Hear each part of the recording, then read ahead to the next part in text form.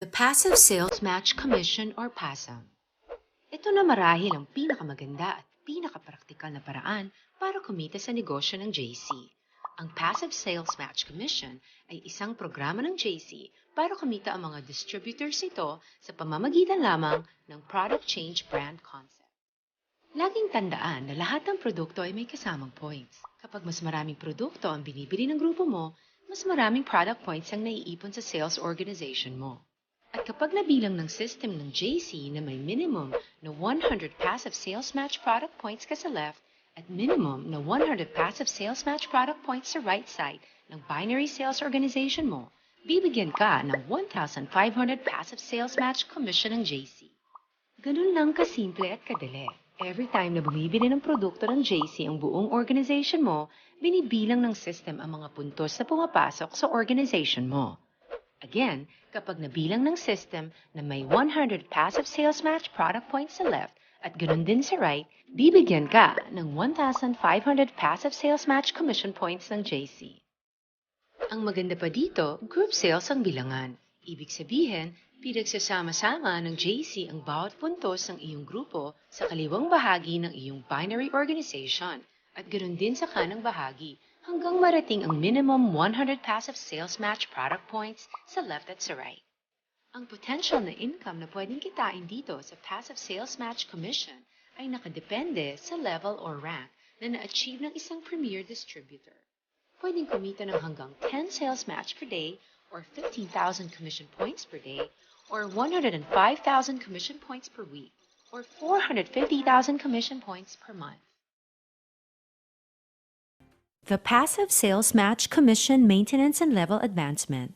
Bago tayo magpatuloy sa ating discussion tungkol sa PASM, meron tayong dalawang bagay na kailangan nating isaisip. Number 1, na meron pong mga iba't ibang level na kailangang maabot at nakadepende po yung laki ng income bawat level na ma-achieve. Number 2, meron pong MMPP or Monthly Maintenance Product Points na dapat pong ma-accomplish every month sa kada level para ma-claim yung commission sa PASM.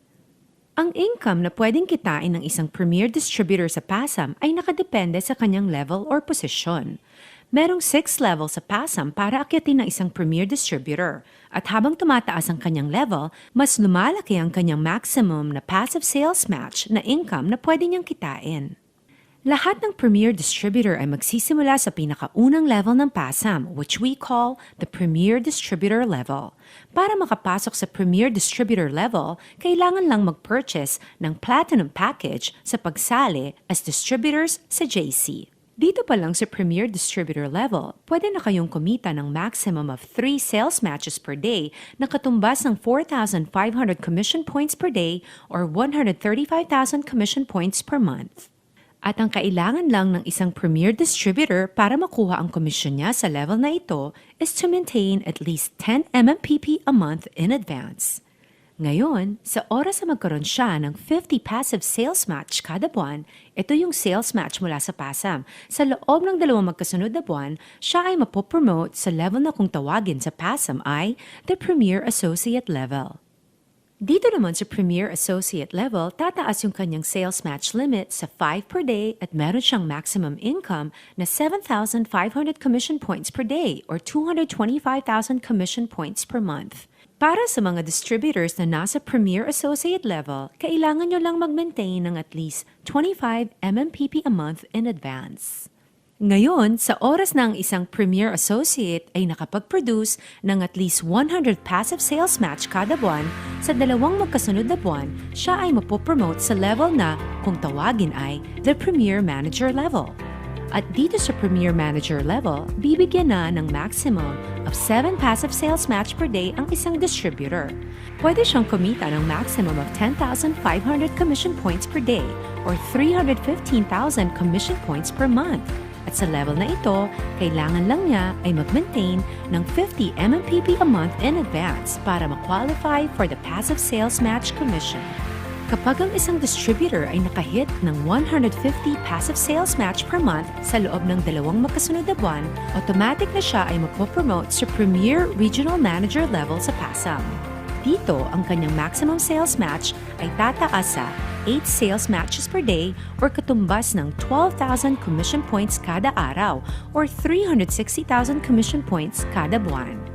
Dito naman sa level ng Premier Regional Manager, kailangan lang nating mag-maintain ng 70 MMPP a month in advance para mag-qualify sa Passive Sales Match Commission ito. Ngayon, kapag ang isang Premier Regional Manager ay nakahit ng at least 200 passive sales match kada buwan, sa loob ng dalawang magkasunod na buwan, siya ay mapopromote sa level ng Premier Country Manager. Dito sa level ng Premier Country Manager, mai-enjoy ng distributor ang maximum na kita na 9 passive sales match per day or ang katumbas na income na 13,500 commission points kada araw or 400,005 commission points kada buwan. Kailangan lang na isang nasa level ng Premier Country Manager ang mag-maintain ng at least 70 MMPP a month in advance para mag-qualify sa kanyang passive sales match commission. Ngayon, kapag ang isang Premier Country Manager ay nakahit ng at least 280 passive sales match sa loob ng isang buwan at 2 buwan itong magkasunod, mapopromote na siya sa pinakamataas na level sa PASM na kung tawagin ay the Premier Global Manager. Dito sa Premier Global Manager, meron itong maximum na 10 passive sales match per day, katumbas ng 15,000 credit points per day or 450,000 credit points per month. Para lalong ma-enjoy ang maximum na kitaan sa level na ito at mag-qualify sa income, kailangan lang ng isang nasa Premier Global Manager ng at least 70 MMPP monthly maintenance in advance. Sa bawat level na nahihit ng isang distributor, wala na pong pagbaba or wala ng demotion para tuloy-tuloy ang pag-akyat ng promotion.